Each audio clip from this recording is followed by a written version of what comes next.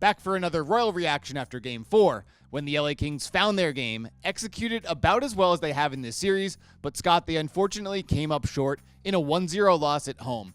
Heading into Edmonton for Game 5, what are the reactions? Where is this team at as they look to continue that game into Rogers Place? Yeah, well, it's a great point, Zach, and I don't know whether it's a conundrum or a paradox, but you touched on the heart of the matter, is that you played as well as I think you pointed out, as well as this Kings team has played in maybe months, and still came up short, lose the special teams battle once again. To me, though, it has to be about that sort of bigger picture, even though we're at the narrow end of the telescope.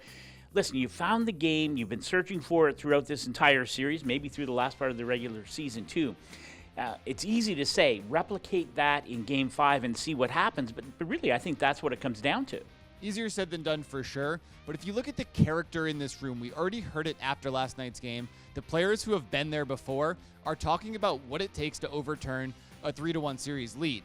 Anze Kopitar, Drew Doughty, Trevor Lewis, Phil Deneau, they've all done it. In the NHL, over the last 3 years, one team has overturned a 3-1 series lead in each of the last 3 seasons. There's an easy road and a hard road after a game like that. Why are the Kings a team that's going to take the hard road forward to get this thing back on track? Well, I think you touched on it. I think it's the experience there. And listen, you've got players in that room who have overcome a 3-0 series deficit. It's incredible.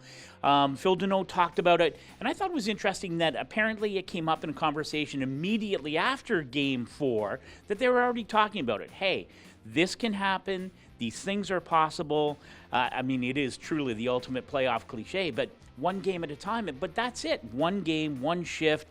If that effort from Game 4 is replicated, and I tried to write this today, more often than not, you're going to get rewarded if you're the LA Kings. And I think that really is the mindset. And you have enough leaders in that room to put that mindset into practice. Continue the mindset, continue the style of play, hopefully turn that 0 into a much larger number. What is the key for the Kings to getting on the board and turning all of the things that they've done well into some offense? Well, I mean, I hate to oversimplify it, but listen, you've won the 5-on-5 battle or sawed the Oilers off, certainly in goal production, but I think in terms of level of play, you've been the better team 5-on-5 through 4 games. You're 0 for 11 on the power play. You've given up 8 of 15 on the penalty kill. Again, at some point, you have to win, or at the very least, come out even on the special teams battle. It hasn't happened yet. To me, that's the critical part of Game 5. If you can achieve that in Game 5, then I think it does open the door to, something magical. There's that old analogy about the ketchup bottle, right? If you keep pounding on it long enough, eventually the ketchup comes out, and it comes out in globs. The Kings will look to get that back on track, look to get the offense going in Game 5.